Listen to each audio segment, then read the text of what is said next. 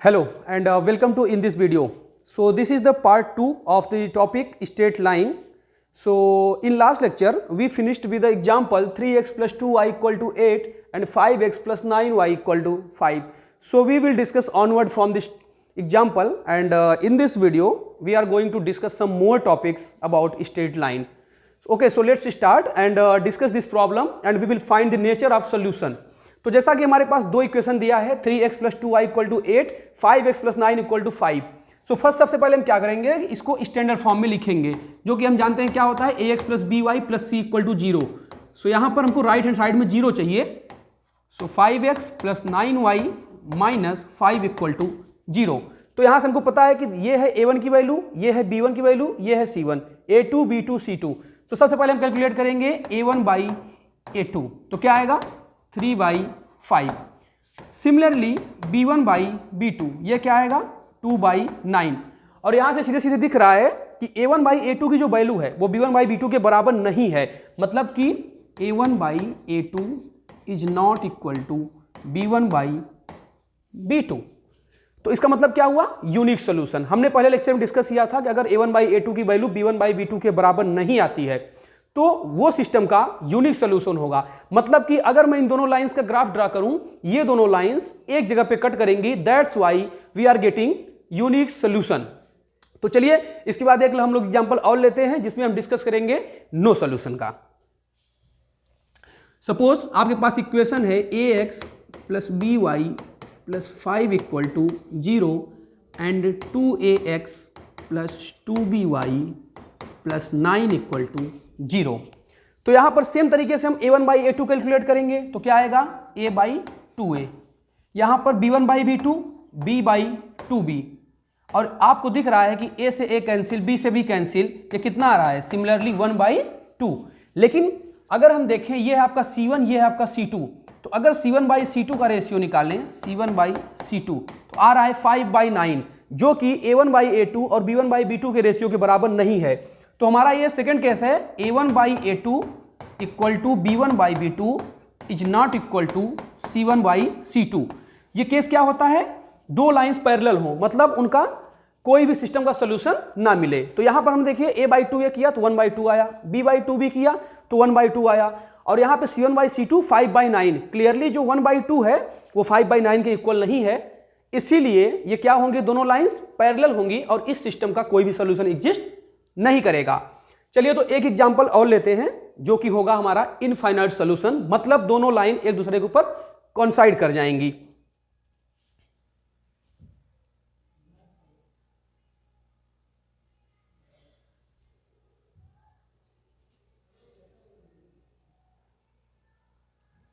चलिए तो एक एग्जांपल लेते हैं. 2x plus 3y equal to 6, 4x plus 6y equal to 12. तो आपके सामने दो लाइंस दी हुई है, पेयर ऑफ स्ट्रेट लाइन. तो हमको जानना है कि इस सिस्टम का कैसा सोल्यूशन होगा, यूनिक या फिर नो सोल्यूशन या फिर इनफाइनाइट सोल्यूशन. तो यहां पे हम देख सकते हैं a1 बाई a2 की वैल्यू कितनी है 2/4, b1 बाई b2 की वैल्यू कितनी है 3/6, और c1 बाई c2 की वैल्यू कितनी आएगी. अगर हम इसको उस साइड ले जाएंगे तो that will be -6, this will be -12. हम देख सकते हैं ये सारे रेशियो इक्वल हैं, और किसके इक्वल हैं 1/2 के. मतलब ये हमारा थर्ड केस है a1 by a2 equal to b1 by b2 equal to c1 by c2. और हमने पहले ही लेक्चर में स्ट्रेट लाइन के डिस्कस किया था कि अगर a1 by a2 equal to b1 by b2 equal to c1 by c2, तो ये केस होता है इनफाइनाइट सोल्यूशन का. हम इसको ज्योमेट्रिकली भी देख सकते हैं. अगर मैं फर्स्ट लाइन को ड्रा करूं और सेकंड लाइन को ड्रा करूं, ये दोनों लाइन कोइंसाइड होनी चाहिए, तभी हमको इनफाइनाइट सोल्यूशन मिलेगा. तो चलिए थोड़ा इसको ड्रा करते हैं, लाइन को देखते हैं क्या ज्योमेट्री से इससे क्या दिखती है, क्या दोनों लाइन कोइंसाइड कर रहे हैं कि नहीं. तो पहला आपका लाइन क्या था 2x plus 3y equal to 6. इस लाइन को हमको ड्रा करना है.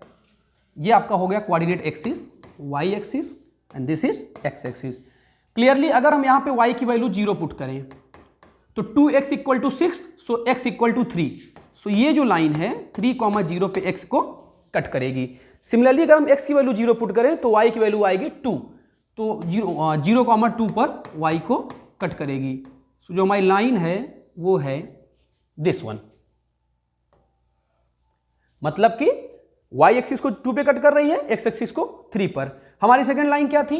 4x plus 6y equal to 12। चलिए यहां पे देखते हैं, अगर y की वैल्यू 0 होगी तो x इक्वल टू 3 आएगा, और x की वैल्यू 0 होगी तो y इक्वल टू 2 आएगा। मतलब जो दूसरी लाइन है वो भी हमारी क्या है? सेम लाइन है, ये कोइंसाइड कर रही है। दोनों लाइन एक दूसरे पर कोइंसाइड कर रहे हैं, इसीलिए हमारा क्या होगा? Infinite number of solution.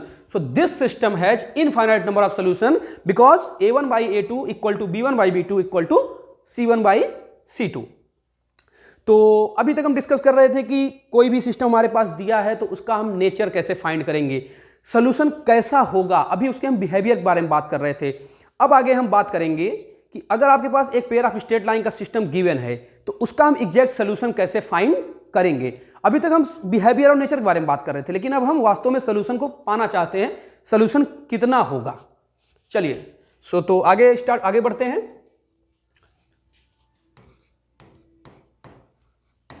Solving system of straight line.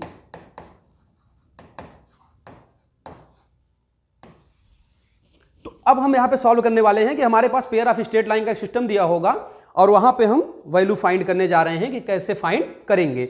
आप जानते हैं कि जब सॉल्यूशन की एग्जिस्टेंस की बात आएगी तो दो ही टाइप के होंगे, unique solution and infinite solution.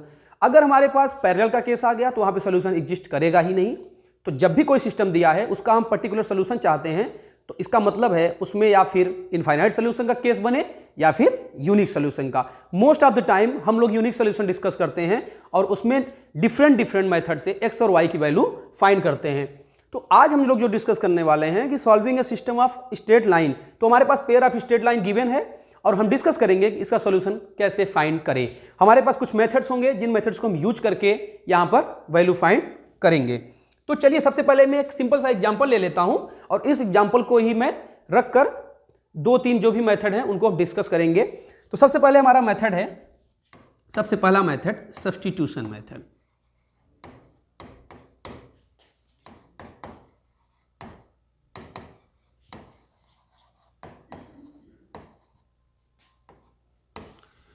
देखिए इसका नाम ही है सब्स्टिट्यूशन मेथड, मतलब आपको किसी ना किसी चीज की वैल्यू सब्स्टिट्यूट करनी पड़ेगी। तो चलिए एक सिस्टम लेते हैं, 2x plus 3y equal to 5 and 3y minus x equal to 2। ये हमारे पास एक गिवन सिस्टम है, हम इसको सॉल्व करना चाहते हैं with the help of substitution method. यहां पर मैं एक छोटी सी जानकारी देना चाहता हूं, कभी भी आप अगर अलजेब्रा में सॉल्व कर रहे हैं, अगर आपके पास 2 वेरिएबल हैं, यहां कितने वेरिएबल हैं? x और y। तो अगर आपके पास 2 वेरिएबल हैं तो उसको सॉल्व करने के लिए, उन वेरिएबल्स की वैल्यू फाइंड करने के लिए आपके पास एटलीस्ट 2 इक्वेशन होना जरूरी है। तो यहां पर 2 वेरिएबल और 2 इक्वेशन है, इसका मतलब इस सिस्टम को हम सॉल्व कर सकते हैं। तो number of variables and number of equation should be same. तो यहां पर 2 वेरिएबल हैं x और y और 2 इक्वेशन हमारे पास गिवन है। देखिए सब्स्टिट्यूशन का मतलब क्या है? सब्स्टिट्यूशन का मतलब है अगर यहां पे देखिए x और y है पहले इक्वेशन में, अगर मैं कहता कि यहां पर x होता, यहां पर भी x है, दोनों x हैं, तो आसानी से यहां पे x की वैल्यू फाइंड कर सकते थे। सिमिलरली अगर मैं बोलता कि यहां पे y हो जाए, दोनों y हो जाए, तो आसानी से y की वैल्यू हम फाइंड कर सकते हैं। लेकिन दोनों इक्वेशन में 2 टर्म्स हैं x और y के, यहां भी x का टर्म है, y का टर्म, y का टर्म, x का टर्म। तो हम क्या चाहते हैं कि किसी एक इक्वेशन में एक ही वेरिएबल हो, या तो x हो जाए या तो y। तो मतलब जैसे हमने क्या किया, यहां से x की वैल्यू फाइंड की और उस x की वैल्यू को यहां सब्स्टिट्यूट कर दिया, तो क्या हो जाएगा, यहां पर भी y का टर्म आएगा, यहां पर y का, तो सिंपली हम y की वैल्यू फाइंड कर लेंगे। चलिए देखते हैं, इसको हम नाम देते हैं इक्वेशन 1 एंड इसको नाम देते हैं इक्वेशन 2। देखिए इक्वेशन 2 से अगर हम देखें 3y minus 2 equal to x, मतलब x की वैल्यू कितनी आ गई, 3y माइनस 2। x की जो ये वैल्यू आई है किसके टर्म में आई है, y के टर्म में आई है। हम यही चाहते थे कि x की यही वैल्यू निकाल के फर्स्ट इक्वेशन में सब्स्टिट्यूट कर देंगे। अगर आप सेकंड इक्वेशन से x की वैल्यू निकालते हो तो आपको फर्स्ट में सब्स्टिट्यूट करना पड़ेगा, अगर आप फर्स्ट से निकालते हो तो सेकंड में सब्स्टिट्यूट करना पड़ेगा। यहां पे हमने x की वैल्यू सेकंड इक्वेशन से फाइंड की है, that's why we are going to put it into equation first. तो चलिए रखते हैं, x की वैल्यू क्या रखनी है, 3y माइनस 2। ओके, तो वहां पे है 2 टाइम्स एक्स, एक्स कितना है 3y माइनस 2, आगे है plus 3y equal to 5, 6y minus 4 plus 3y equal to 5, 9y equal to 4 plus 5, 9y equal to 9, this implies y equal to 1। तो देखिए यहाँ पे सिंपल सी ट्रिक क्या है, हमने x की वैल्यू y के टर्म में रखी तो इक्वेशन में केवल क्या बचा y, यहाँ केवल एक वेरिएबल बचा और एक इक्वेशन से हम एक वेरिएबल को आसानी से सॉल्व कर सकते हैं। इसीलिए हम यहाँ पे क्या प्राप्त किए, क्या अटेन किए, y की वैल्यू कितनी आ गई 1। अब ये y की वैल्यू अगर हम यहाँ पुट कर दें तो वो हमारी क्या हो जाएगी x की वैल्यू, तो y की वैल्यू कितनी आई है 1। तो अगर यहाँ पर इसको हम नाम देते हैं इक्वेशन नंबर 3, तो अगर x की वैल्यू y की वैल्यू यहाँ पे पुट कर दें 1, 3 into 1 minus 2 equal to x, 3 1 जा 3 माइनस 2, तो x की वैल्यू कितनी आ गई 1। तो इस सिस्टम का हमें एक सोल्यूशन मिल गया, that is x equal to 1 and y equal to 1। अब हम देखते हैं कि क्या ये x इक्वल टू 1 और y इक्वल टू 1 ये सिस्टम का सोल्यूशन सही है कि नहीं। तो x इक्वल टू 1 और y इक्वल टू 1 रख के पुट करके यहाँ पे हम अगर लेफ्ट हैंड साइड और राइट हैंड साइड इक्वल है तो इसका मतलब सोल्यूशन सही है। चलिए पुट करते हैं, 2 1 जा 2, 3 1 जा 3, 3 प्लस 2 5, सही है फर्स्ट इक्वेशन। सेकेंड 3 1 जा 3 माइनस 1 इक्वल टू 2, इसका मतलब हमारा सोल्यूशन सही है।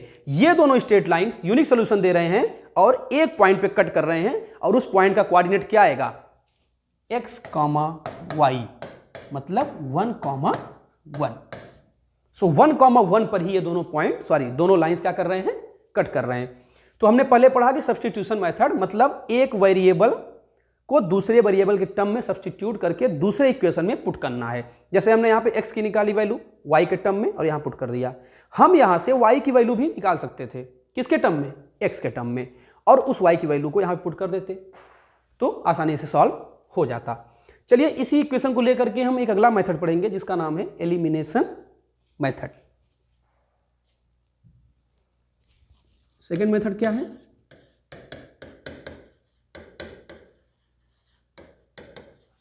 Elimination method. देखिए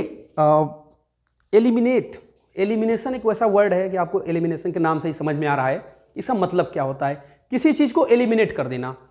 अगर आपके पास दो इक्वेशन है तो पहले इक्वेशन में भी वेरिएबल x और y है, दूसरे इक्वेशन में भी x और y है, तो हम क्या कर सकते हैं, अगर हम किसी तरीके से एक वेरिएबल को रिमूव कर पाएं, एलिमिनेट कर पाएं, जैसे हम लोग वर्ल्ड कप में मैच देखते हैं, क्रिकेट देखते हैं, तो उसमें होता है कि चलिए ये एलिमिनेटर राउंड है, इसमें जो टीम हारेगी वो बाहर हो जाएगी, एलिमिनेट हो जाएगी। तो उसी तरह से यहाँ पे हमारे पास जो भी है इक्वेशन हमारे पास गिवन क्या था 2x plus 3y equal to 5 and 3y minus x equal to 2।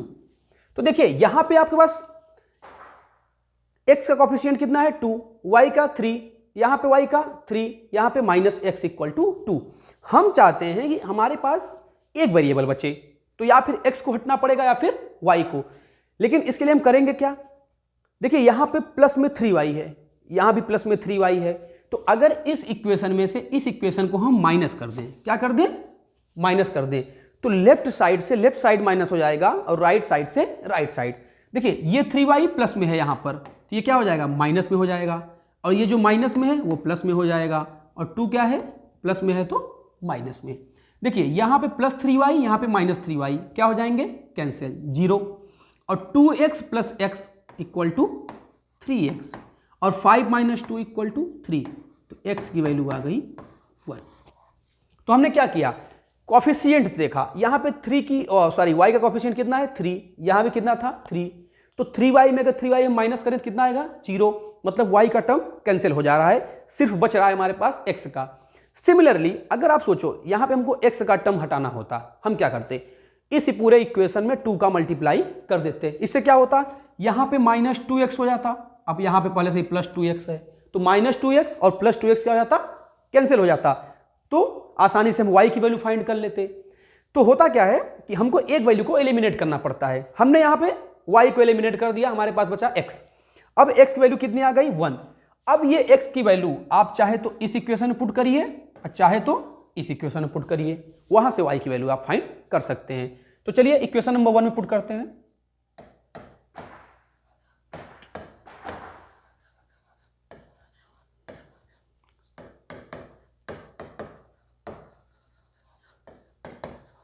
Equation 1, तो x वैल्यू कितनी आई है 1, so 2 into 1 plus 3y equal to 5, so 3y equal to 5 minus 2, 3y equal to 3y equal to 1।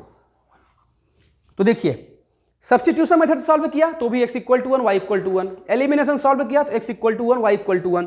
So इस system का जो solution है क्या है 1, 1, that is x equal to 1 and y equal to 1। 1, 1 पर दोनों लाइंस आपस में कट कर रही हैं। वैसे भी देख सकते हैं a1 by a2 b1 by b2 के बराबर नहीं है, इसलिए यूनिक सोल्यूशन एग्जिस्ट करेगा। तो हमारे पास सेकंड मेथड क्या था, एलिमिनेशन मेथड। तो हमने दो मेथड सीखा किसी भी सिस्टम को सॉल्व करने का, पहला क्या था सब्सटीट्यूशन मेथड, दूसरा क्या था एलिमिनेशन मेथड। चलिए एक वेरी इंपॉर्टेंट मेथड है थर्ड वाला जिसको हम डिस्कस करने जा रहे हैं, उसका नाम है cross multiplication method.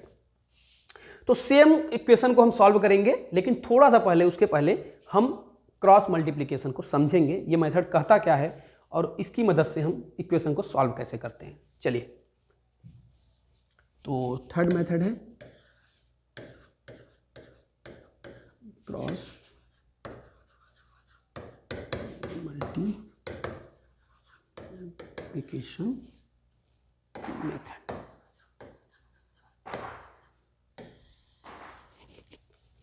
Cross multiplication method, suppose आपके पास दो इक्वेशन गिवन है, पहला है a1x plus b1y plus c1 equal to 0, a2x plus b2y plus c2 equal to 0।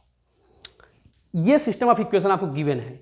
इसमें मैं आपको एक थोड़ा सा केयरफुल होने कहूँगा इस मामले में कि c1 और c2 हमेशा लेफ्ट हैंड साइड में होने चाहिए, राइट हैंड साइड में हमारा 0 होना चाहिए।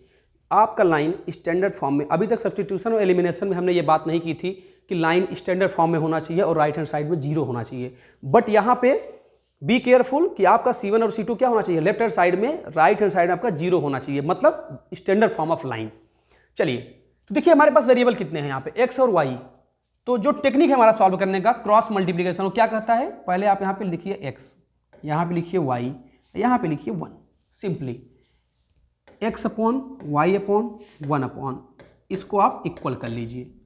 अब यहाँ पे जो डिनोमिनेटर में हम लिखने जा रहे हैं वही सबसे इंपॉर्टेंट है इस इक्वेशंस को सॉल्व करने के लिए। कैसे लिखते हैं, देखिए जैसे आपको x के नीचे लिखना है तो यहाँ पे x वाली पूरी वैल्यूज को ढक दीजिए और क्या करिए, इन कोफिशिएंट्स को मल्टीप्लाई करिए आपस में। क्या होगा, यहाँ पे कोफिशिएंट x को ढक दिया, क्या बचा यहाँ पे b1c2, क्या बचा b1c2 माइनस b2c1। कैसे करना है, पहले ऐसे करना है मल्टीप्लाई b1c2, अब माइनस ऐसे करना है। तो ये फर्स्ट है, पहले ये करना है फर्स्ट, अब फिर सेकंड में ये, तो this multiply by this minus this multiply by this, b1c2 minus b2c1 minus b2c1। कोई दिक्कत, एकदम अच्छे है। x का लिख लिया, सेम तरीके से आपको 1 के नीचे लिखना है, 1 मतलब कांस्टेंट टर्म। तो इस बार किसको छिपाएंगे, कांस्टेंट टर्म को, इसको छिपा दिया तो क्या हो गया a1b2 माइनस a2b1, तो क्या हो गया a1b2 माइनस b1a2। अब बात आती है y के केस की। तो देखिए हमने अभी तक क्या किया था, ऐसे मल्टीप्लाई किया था माइनस ऐसे, लेकिन y के केस में हम क्या करेंगे, जस्ट अपोजिट। y को पहले आप छिपा लीजिए और मल्टीप्लाई ऐसे करना है पहले, मतलब इन दोनों के जस्ट अपोजिट। इन दोनों में क्या था, पहले ऐसे करते थे फिर माइनस करके ऐसे, लेकिन y को यहाँ पे छिपाइए, ऐसे करने के बजाय पहले आप ऐसे करेंगे तो क्या होगा a2c1 माइनस c2a1, तो क्या आ जाएगा a2c1 माइनस c2a1। ये आपका जो आया, ये जो एक्सप्रेशन आपका रेशियो में लिखा हुआ है, यहां से हम x और y की वैल्यू फाइंड कर सकते हैं। कैसे, देखिए इस रेशियो को इस रेशियो के इक्वल कर दीजिए, x upon this equal to 1 upon this, तो क्या आएगा, देखिए x अपॉन क्या लिखा है b1c2 minus b2c1, b1c2 minus B2C1 equal to 1 upon A1B2 minus B1A2, A1B2 minus B1A2। तो कोई दिक्कत नहीं है, इस चीज़ को बस यहाँ पे मल्टीप्लाई कर दीजिए। तो x इक्वल टू क्या आ गया, B1C2 minus B2C1 upon A1B2 minus B1A2। ये क्या आ गया, x की वैल्यू आ गई। देखिए x की वैल्यू किसके टर्म में, पहले आप देखिए यहाँ पे क्या क्या है, सारे कोफिशिएंट्स हैं जो कि आपको सारे पता हैं। तो मतलब अगर B1C2, B2C1, A1B2 and B1A2 सारे की वैल्यू यहाँ पे पुट कर दूं तो क्या x आ जाएगा, बिल्कुल आ जाएगा। तो देखिए हमने x वाली वैल्यू को इसके इक्वल किया तो x आ गया। सिमिलरली अगर हम इस y वाली वैल्यू को इसके इक्वल कर दें तो ये यहाँ पे आ जाएगा। तो y क्या हो जाएगा आपका, देखिए A2C1 minus C2A1 upon this A1B2 minus B1A2। तो अगर कोफिशिएंट्स पता है तो इस फॉर्मूले का यूज करके डायरेक्ट फाइंड कर सकते हैं। तो हमने आपको मेथड बता दिया कि ये हमने लिखा कैसे, तो आपको ये फॉर्मूला याद करने की जरूरत बिल्कुल भी नहीं है। हम सीधे सीधे डायरेक्ट अप्लाई करेंगे और एक्स वाई की वैल्यू फाइंड कर लेंगे। हम सेम प्रॉब्लम डिस्कस करने जा रहे हैं जो अभी तक हम कर रहे थे। प्रॉब्लम डिस्कस क्या कर रहे थे, that was 2x plus 3y equal to 5 and क्या था 2x plus 3y equal to 5 and 3y minus x equal to 2। I think यही प्रॉब्लम था हम लोगों का। चलिए इसको क्रॉस मल्टीप्लिकेशन मेथड से सॉल्व करेंगे। तो सबसे पहले हमने क्या बोला था कि इसको स्टैंडर्ड फॉर्म ऑफ लाइन में लिखना जरूरी है। तो लिख लीजिए 2x plus 3y minus 5 equal to 0 minus x plus 3y minus 2 equal to 0। चलिए अब लिखते हैं जो हमने बोला था, x y 1 upon this upon equal to लिख लिया। चलिए सबसे पहले x के नीचे लिखना है, x को छिपा दीजिए। और कैसे बताया था, this multiply by this minus this. 3 में -2 का मल्टीप्लाई माइनस 6 माइनस 5 में 3 का मल्टीप्लाई मतलब -15 कितना हो जाएगा माइनस। तो x के नीचे हमने लिख दिया, ये आपका ब्रैकेट है। चलिए सेम तरीके से कांस्टेंट टर्म 1 के नीचे बोला था, चलिए इसको छिपा दीजिए। 3 2 जा 6 माइनस 3 1 जा 3 माइनस 3 तो हो जाएगा ये 6 प्लस 3, ये आ गया। चलिए y को क्या लिखा था मैंने, जस्ट अपोजिट बोला था। तो पहले ऐसे करना है फिर ऐसे। तो पहले -1 है यहाँ पे -5, तो ऐसे मल्टीप्लाई करिए क्या आएगा 5 माइनस दिस वन, ये कितना है -2 इंटू 2 -4, तो -4 क्या हो जाएगा +4। चलिए आ गया x upon 9 equal to y upon 9 equal to 1 upon 9। हमने क्या बोला था कि एक बार x दिस रेशियो को यहाँ पे इक्वल करो कांस्टेंट y रेशियो के साथ। क्या करो, x बाई 9 को इक्वल करो 1 बाई 9 के साथ। तो 9 से 9 कैंसिल, x इक्वल टू आ गया 1।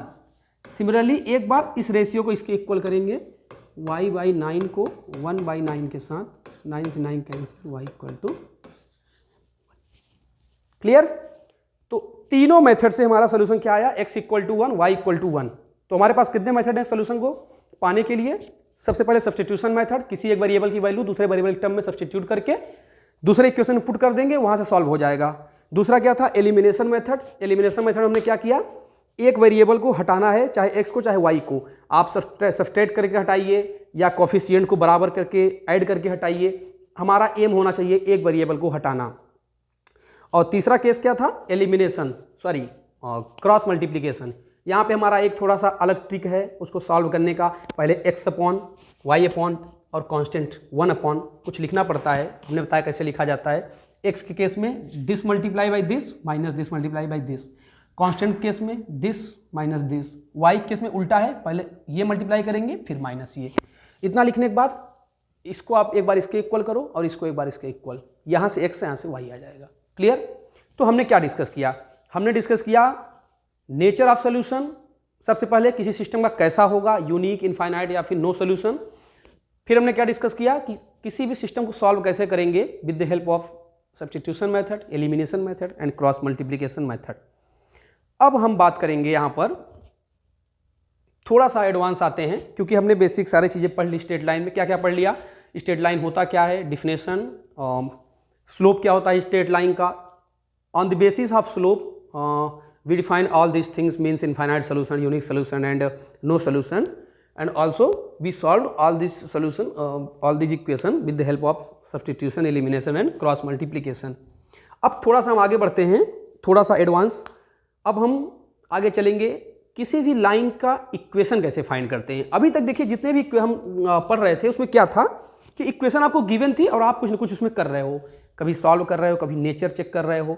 अब हम जानना चाहते हैं कि अगर हमको किसी लाइन का इक्वेशन लिखना है तो उस लाइन को हम क्या करें या कैसे करें, क्या हमारे पास इंफॉर्मेशन हो कि हम उसके बेसिस पे बता पाएँ कि हाँ ये लाइन का इक्वेशन ये होगा।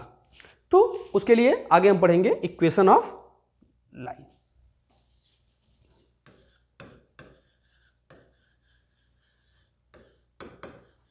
Equation of A line.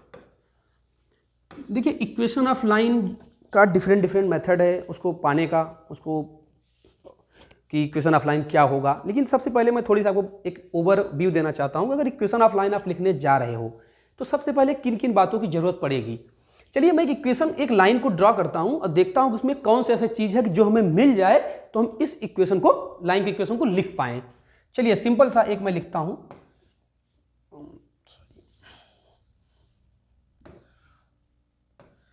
ये आपका चलिए वाई एक्सिस है, ये आपका एक्स एक्सिस। एक लाइन मैं ड्रॉ करता हूँ सिंपल। चलिए मैंने ये लाइन ड्रॉ कर दिया, इस लाइन का नाम दे दिया स्मॉल एल। ध्यान से देखिए इस लाइन को, इस लाइन की एक स्पेसिफिक क्वालिटी है। चलिए ये एक पॉइंट है जो कि जिससे ये लाइन पास हो रहा है, क्लियरली पास हो रहा है।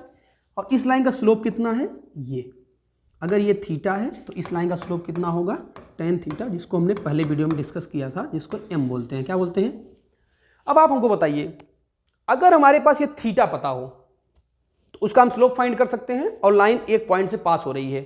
अब थोड़ा सा ये देखेंगे, क्या ऐसी कोई और लाइन है जो कि सेम स्लोप हो और उसी पॉइंट से पास हो? ऐसा नहीं हो सकता, क्योंकि देखिए अगर ऐसा हो जाएगा तो वही लाइन फिर से आ जाएगी। आप कोई भी लाइन खींचिए, जैसे हमने ये लाइन खींचा, देखिए तो ये लाइन सेम पॉइंट से जा तो रहा है लेकिन इसका स्लोप अलग हो गया, तो ये दूसरी लाइन हो गई। तो इसी तरीके से हमेशा जो लाइन होगी वो क्या हो जाएगी, डिफरेंट हो जाएगी जैसे जैसे हम स्लोप को बदलेंगे। बेशक सारी लाइन इस पॉइंट से पास हो सकती हैं लेकिन उनका स्लोप अलग अलग होता जाएगा, और अगर स्लोप भी सेम हो गया तो वो लाइन ही सेम हो जाएगी। मतलब हमारा सीधा सीधा कहना है कि किसी लाइन की अगर आइडेंटिटी को दिखाना है कि वो हाँ वो लाइन अपने आप में क्या आइडेंटिफाई करता है, तो हमको एक पॉइंट चाहिए और उसका स्लोप। तो अगर हमारे पास एक पॉइंट है और स्लोप है उस लाइन का, तो हम उस लाइन का इक्वेशन आराम से फाइंड कर सकते हैं। तो दो चीज़ें हमने बताई, एक एटलीस्ट जिस एक पॉइंट से जिससे पास हो रहा लाइन वो पता होना चाहिए, और दूसरा क्या पता होना चाहिए, ये स्लोप पता होना चाहिए। मतलब पॉजिटिव एक्स एक्सिस के साथ थीटा, अगर थीटा पता है तो हम tan थीटा करके स्लोप निकाल लेंगे। चलिए क्वेश्चन करते हैं, आपको क्लियर हो जाएगा। तो देखिए, इफ स्लोप ऑफ, थोड़ा मैं बता देता हूं कि कैसे हम फाइंड करेंगे equation. If slope of line is m and line passes through point x1, y1, then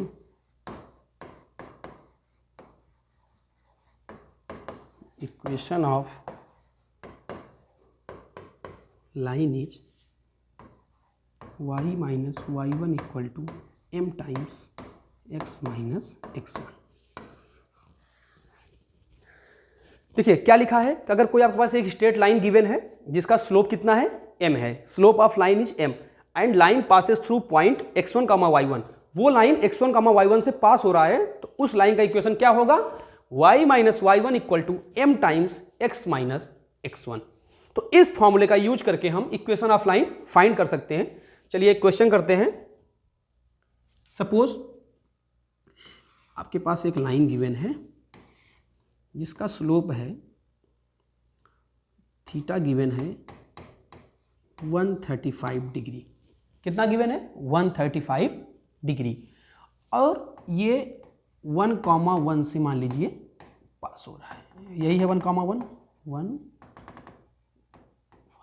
अब सोचिए थीटा दे दिया तो हम स्लोप फाइंड कर सकते हैं। स्लोप कितना होगा? Slope m equal to tan theta, तो tan 135 और tan 135 वैल्यू कितनी होती है? -1। तो स्लोप कितना आ गया आपका? -1। स्लोप कितना आ गया? -1। एक पॉइंट से पास हो रहा है 1,1, तो इसको हम क्या नाम देंगे? ये x1 है और ये y1। चलिए तो इक्वेशन ऑफ लाइन लिखते हैं। क्या था?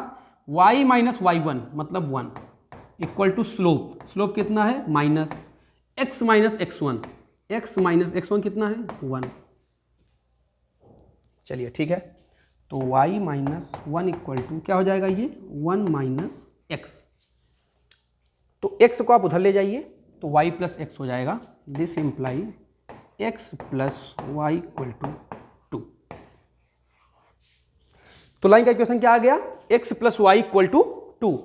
तो ये एक ऐसी लाइन है जिसका स्लोप कितना है? 135 डिग्री और ये लाइन 1,1 से पास हो रही है। एक बार हम चेक कर लेते हैं कि 1,1 से पास हो रहा है कि नहीं।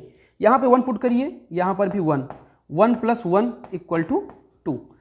मतलब ये लाइन 1,1 से पास हो रही है और इस लाइन का जो इक्वेशन है ये सही है। तो हमें क्या गिवन था? इस लाइन का स्लोप। और क्या गिवन था? एक पॉइंट। हमने पहले बता रखा है कि अगर आपके पास एक पॉइंट है और स्लोप है तो आप उस लाइन का इक्वेशन फाइंड कर सकते हैं। तो हमने क्या किया? सिंपल थीटा दिया था, tan थीटा से उसका स्लोप निकाल लिया, क्योंकि हम जानते हैं कि किसी भी लाइन का स्लोप क्या होता है? tan थीटा होता है। तो हमने क्या किया? m की वैल्यू -1 ला दी और यहाँ से 1,1 से पास हो रहा था, तो जो हमने अभी इक्वेशन देखा कि y minus y1 equal to m time x minus x1, यहाँ सीधे सीधे उठ करके क्या कर दिया? इस इक्वेशन को फाइंड कर दिया।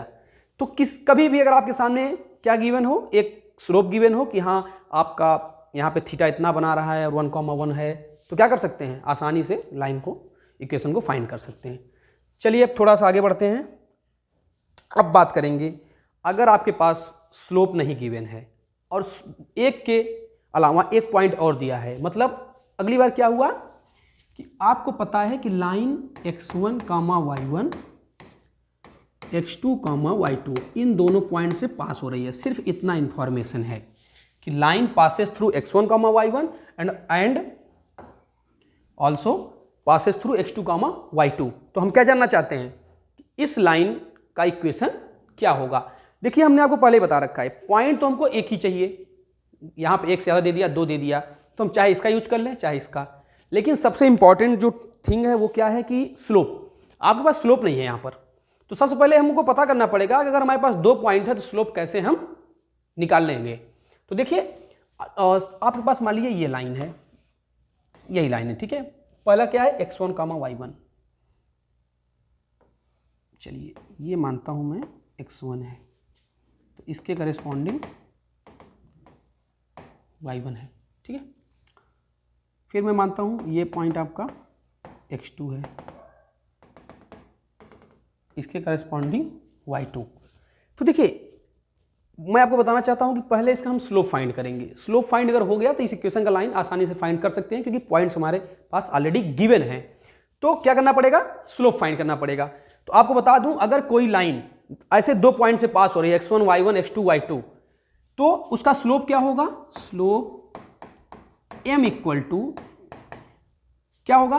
y1 minus y2, y1 minus y2 upon x1 minus x2। क्या होगा? Simple, y1 minus y2 upon x1 minus x2।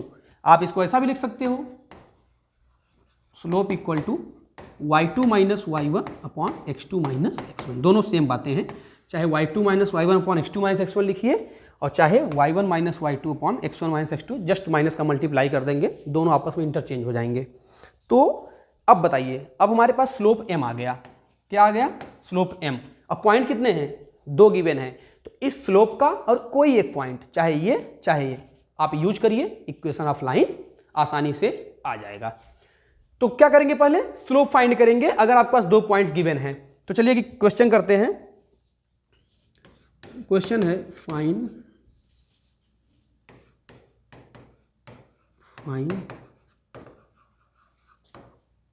Equation of line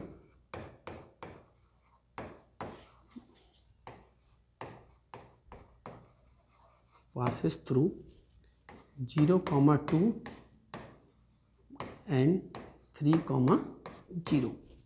क्या गिवन है आपको, एक लाइन है जो कि 0,2 एंड 3,0 से पास हो रहा है, तो उस लाइन का इक्वेशन क्या होगा।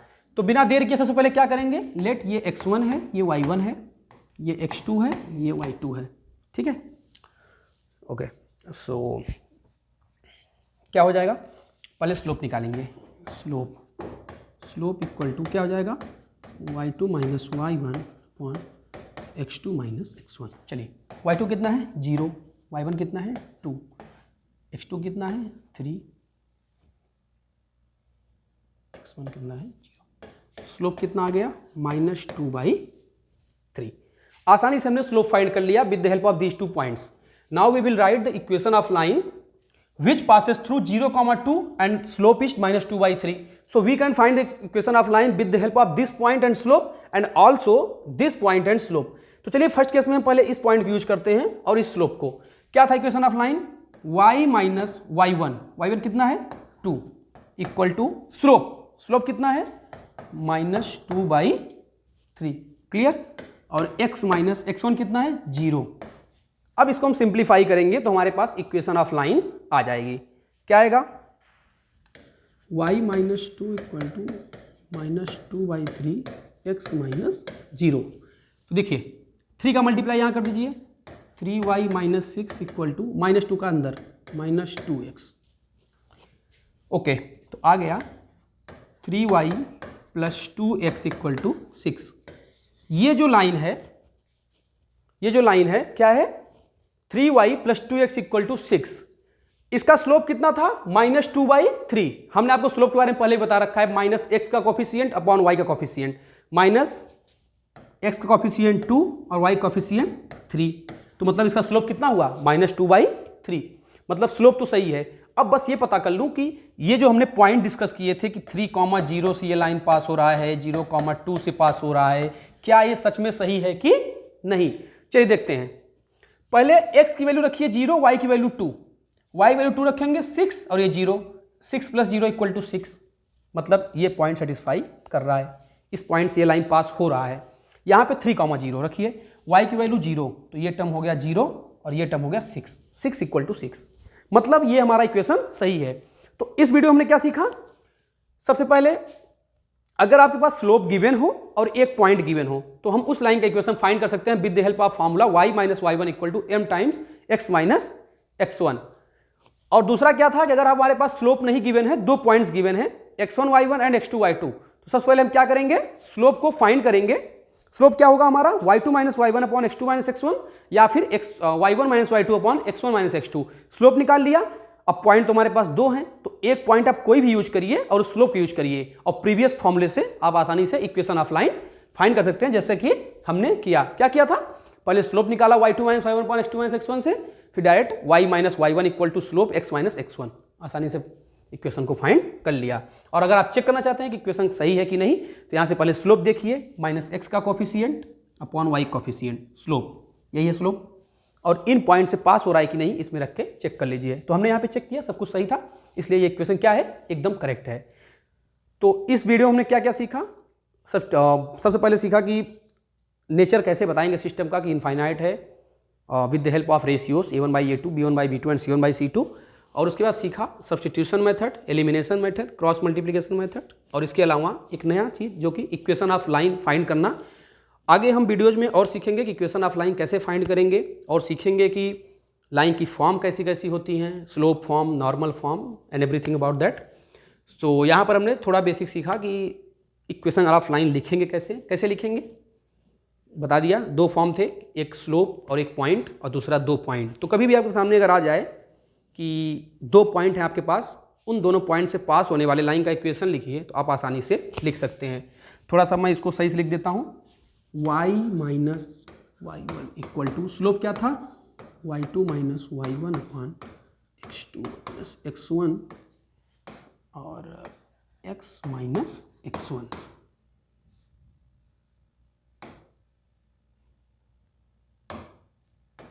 y2 minus y1 upon x2 minus x1 x minus x1। ये होता है इक्वेशन ऑफ लाइन जो कि दो पॉइंट से पास हो रहा है, x1 comma y1 and x2 comma y2। Clear. अगले वीडियो में हम लोग डिस्कस करेंगे, कोई लाइन आपके पास गिवन हो तो उस लाइन के परपेंडिकुलर लाइन का इक्वेशन कैसे होगा फाइंड, कोई लाइन गिवन है तो उसके पैरेलल लाइन का इक्वेशन कैसे फाइंड करेंगे, दो लाइन के बीच का एंगल डिस्कस करेंगे, सब कुछ डिस्कस करेंगे इसके बाद। तो इस वीडियो में अभी यहीं तक। Thank you so much.